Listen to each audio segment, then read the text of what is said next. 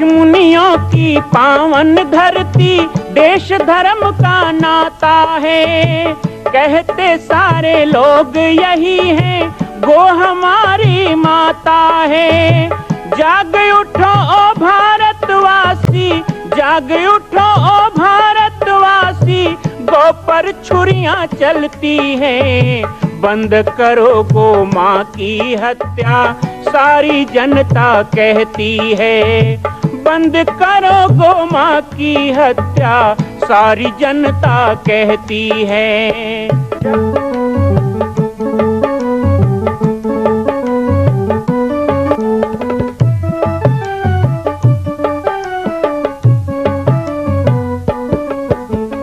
जगह जगह पर बूचड़ खाना, लाखों गौएं कटती हैं। किसे सुनाए व्यथा हमारी, नैना नीर बहाती हैं। रक्षा करना गौ माता की, रक्षा करना गौ माता की, गीता ज्ञान सिखाती है।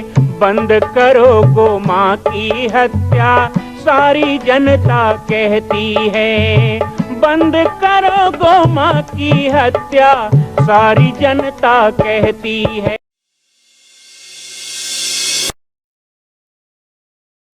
जय श्री राम, जय गो माता, जय गोपाल। आज सर्वसिद्ध शक्तिपीठ श्री जामरी पाटेश्वर धाम से मुझे आप सबके सम्मुख कुछ विषय रखने के लिए आना पड़ा। जैसा कि आप सभी जानते हैं कि पूरे विश्व में भगवान राम के लाखों मंदिर हैं, पर छत्तीसगढ़ में जिसने जन्म लिया, ऐसी गौरवमयी छत्तीसगढ़ की बेटी माता कौशल्या का एक भी कोई विशाल मंदिर नहीं है। ये 15 वर्षों से श्री जामरी पाटेश्वर धाम, जिला बालोद, छत्तीसगढ़ में मां कौशल्या का मंदिर बन रहा है। 3 मंजिल का 108 फीट ऊंचा, 65 फीट चौड़ाई और 136 फीट लंबाई का यह मंदिर, जिसकी क्षमता लगभग 10,000 लोगों के बैठने की होगी। इस मंदिर के निर्माण को राजस्थान के ठोस पत्थरों से किया जा रहा है। इस निर्माण में कई बाधाएं आती हैं, निर्माण रुका हुआ है, लेकिन अब निर्माण को पूर्ण करने के लिए त्रिवर्षीय संकल्प महाअभियान की यह श्रृंखला चल पड़ी है। सैकड़ों लोग इसमें जुड़ रहे हैं। मैं एक बार आप सबसे भी निवेदन करूं, जिस तरह हमने अयोध्या में बनने वाले रामलला के मंदिर के लिए तन मन धन से साथ दिया, वैसे ही छत्तीसगढ़ में बनने वाले मां कौशल्या के पावन धाम के निर्माण में मुक्त हस्त से दान दें। 3 साल के लिए आप एक निश्चित राशि का संकल्प करके हमारे नीचे चल रहे मोबाइल नंबर पर व्हाट्सएप करें।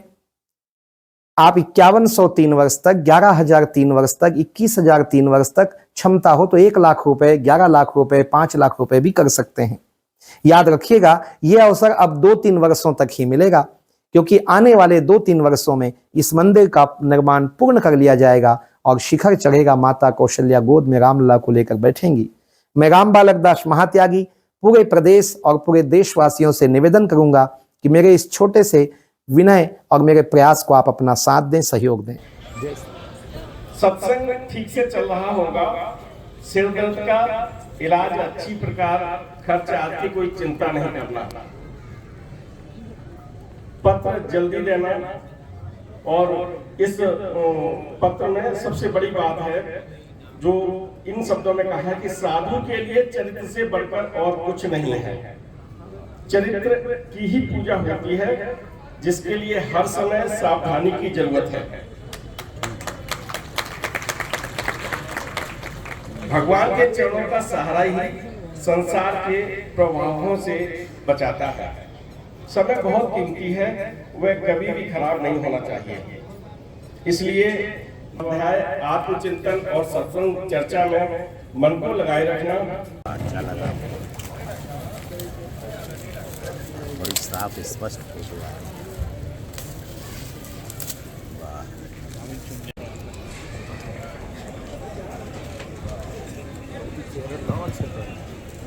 अरे यार, इतना ही बहुत है चेहरा। बहुत बड़ा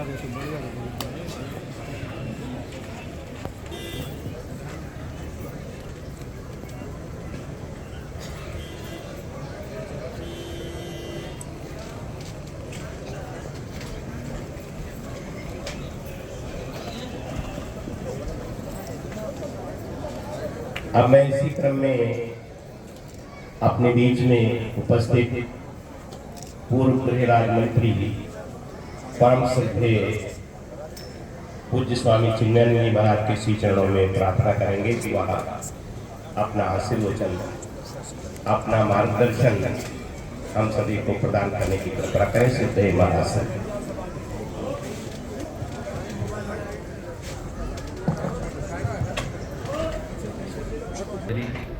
तुल्यं निजान्तर्गतं पश्यन्नात्मनि मायया बहिरीदृशं यथा निद्रया यः साक्षात् भूते प्रबोधसमये स्वात्मानमेवाद्वयं तस्मै श्रीगुरुमूर्तये नलिनं श्रीदक्षिणामूर्तये ॐ सहनावतु सहनौ भुनक्तु सह वीर्यं करवावहै तेजस्विनावधीतमस्तु मा विद्विषावहै। ॐ शान्ति।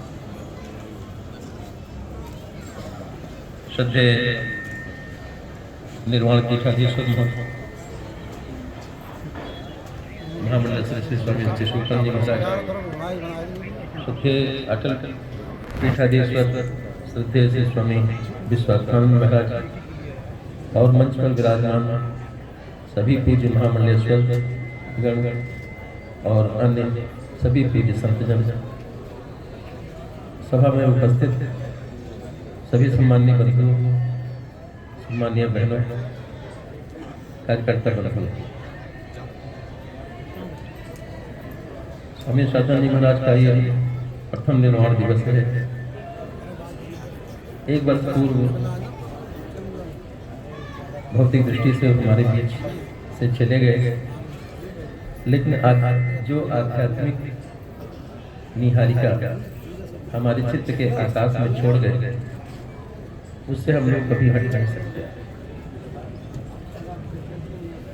उन्होंने पथ ही नहीं दिया, पाथे ही नहीं दिया। पथ वो पाथे न हो तो मुश्किल होती है, लेकिन पथ और पाथे दोनों पूज्य स्वामी जी ने अपने जाने के पूर्व इस परंपरा को निरंतर उसको निरंतर पढ़ाए रखने के लिए, पनपाने के लिए जो याज्ञिक प्रेरणा दी, वो अपने आप में हमारी परंपरा में एक अद्भुत प्रयोग था। पूज्य श्री स्वामी एकानंद महाराज, जिन्होंने दैवी संपदा का ये बीज मैनपुरी की बंजर धरती में बोया था, वो बीज विशाल वृक्ष बनकर आज न जाने कितने साधक विहंगों को अपनी छाया में न केवल आश्रय दे रहा है, आप एक उनको रास्ता भी दिखा रहा है। पूज्य श्री स्वामी शादानंद महाराज एक अद्भुत प्रकृति के व्यक्ति थे। उनके जीवन में बहिरंग कुछ भी नहीं था। जो कुछ था वो इतना अंतरंग था कि उसका पता केवल उन्हीं लोगों को चल पाता था जो उनके अत्यंत निकट रहते थे। हम सबको कुछ दिनों तक एक साथ रहने का, एक साथ पढ़ने का, एक साथ स्वाध्याय का और एक साथ साधना का अवसर पूज्य ब्रह्मलीन महामंडलेश्वर श्री स्वामी भजन महाराज के सानिध्य में प्राप्त होता रहा है। ऋषिकेश से लेकर मैनपुरी तक जहां भी हम लोग इकट्ठा होते थे, एक उद्देश्य को लेकर इकट्ठा होते। सनातन है, न वो पुरातन है न वो अधुनातन है, बल्कि अधुनातन और पुरातन के शिखर पर सनातन है। और सनातन संस्कृति में ये देश निरंतर आगे बढ़ता रहे, ये कामना हमारे पूर्वजों ने की थी, हमारे पूर्वाचार्यों ने की थी। वो जानते थे कि देश की आज़ादी के बाद देश में ऐसी राजनीति पैदा खड़ी होगी जो इस देश को जातियों में बांट देगी, संप्रदायों में बांट देगी, भाषाओं में बांट देगी। और ये देश जो राम का देश है, जो कृष्ण का देश है, जो बुद्ध का देश है, जो नानक का देश है, जो महावीर का देश है, वो इन सब का न होकर जातियों का देश बन जाएगा। जातियों के आधार पर समाज की पहचान होने लगी, और जब जाति के आधार पर समाज को पहचाना जाएगा तो समाज की वही एक रूपता, जो ईश्वर के रूप में हमेशा वंदनीय रही है वो खो जाएगी। जनता हमारी जनता ही नहीं होती है। तो राजनेताओं से कहते हैं उनके बीच में रहने का मौका बहुत लंबे समय तक मिला है। मैं 15 साल तक पार्लियामेंट का मेंबर रहा। मैं जानता हूँ कि कितनी छोटी बुद्धि के लोग, कितनी छोटी समझ के लोग, जिनके पास बोलने के लिए शब्द नहीं है, आज जिस भाषा का प्रयोग राजनीतिक क्षेत्र में हो रहा है सुनकर मुझे बड़ा आश्चर्य होता है। ये देश भाषा के क्षेत्र में दरिद्र हो गया। आज हमारे पास अच्छे शब्द नहीं बोलने के लिए नहीं जानते हैं कि विश्व में कोई ऐसा देश नहीं है जहाँ की भाषा संस्कृत हो। संस्कृत सभ्यता के शिखर पर स्थिर है, वो संस्कृत है। संस्कृत भाषा हमारी है और जहाँ की भाषा संस्कृत हो वहाँ की भाषा में करुणा आए, वहाँ की भाषा में विषमता आए, वहाँ की भाषा आक्रांता हो जाए, वहाँ की भाषा दुख देने वाली बन जाए। खुश होंगे कि ऐसा नहीं होना चाहिए। प्रियम ब्रिया सत्यम ब्रिया ना ब्रिया सत्यम ब्रिया। मुझे उस दिन याद है जब राम जन्मभूमि पर लोकसभा में व्याख्यान के लिए मुझे खड़ा किया गया था। लोकसभा का वो भाषण संविधान की परंपरा का एक अद्भुत भाषण, 90 मिनट का भाषण। उस भाषण में मैंने यही कहा था कि सत्य एक है, देखने के लिए दृष्टियां अलग अलग हैं। और जब हम इस संसार, इस भारत को भौतिक दृष्टि से देखते हैं तो भारत जातियों में विभाजित दिखाई पड़ता है, संप्रदायों में विभाजित दिखाई पड़ता है, भाषाओं में बटा हुआ दिखाई पड़ता है। लेकिन जब इसको हम आध्यात्मिक दृष्टि से देखते हैं तब संपूर्ण भारत ही नहीं, संपूर्ण विश्व। घड़े के रूप में कुमार की जो प्रवृत्ति थी, विस्तार था, वो ईश्वर के द्वारा। लेकिन स्थूल बुद्धि वाले को ये लगता है कि नहीं, इसका कारण मैं हूं करता, मैं ही इसका भोक्ता। और यही अविद्या का कारण वो ऐसे शिष्य प्रशिष्यों के अंदर ये विरोध आ जाता है कि मुझे गद्दी क्यों नहीं, मुझे क्यों नहीं।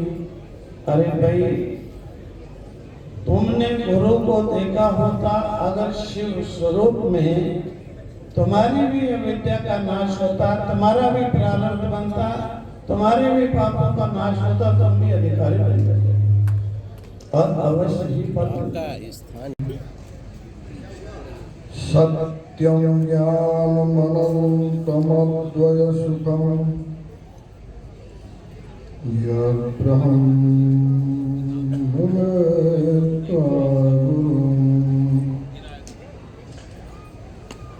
मत्वालब्धसमाधिभिर्मनिवरैर् मोक्षाय साक्षात्कृतम् जातं नंद संस्थापित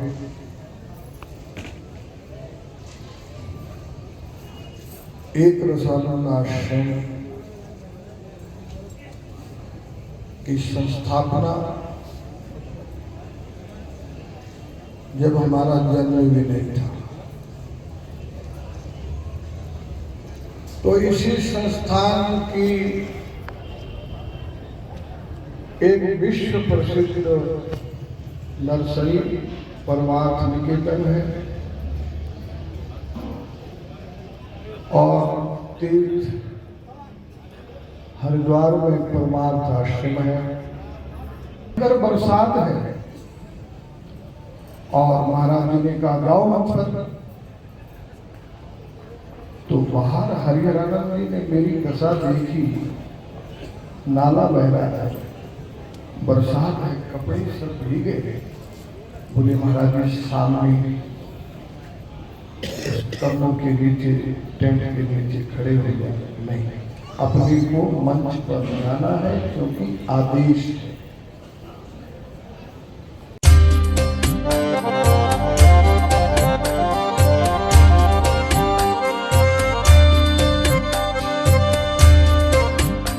मां कौशल्या का मंदिर बन रहा है, संकल्प हो चुका है, लेकिन आप अभी भी शांत बैठे हैं।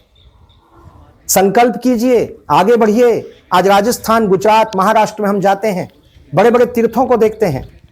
क्या छत्तीसगढ़ के लोग इतने कमजोर हैं कि अपनी ही छत्तीसगढ़ की बेटी माता कौशल्या का एक मंदिर पूर्ण नहीं कर सकते? एक संकल्प माता कौशल्या के नाम। आइए और संकल्प में जुड़िए। बाकी जानकारी आपको मिल रही है और व्हाट्सएप पर आप संपर्क कर सकते हैं। एक बार सबको सहयोग करना है। मां कौशल्या की पावन जन्मभूमि छत्तीसगढ़ प्रांत में बालोद जिला में स्थित है श्री सर्वसिद्ध शक्तिपीठ जामड़ी पाटेश्वर धाम।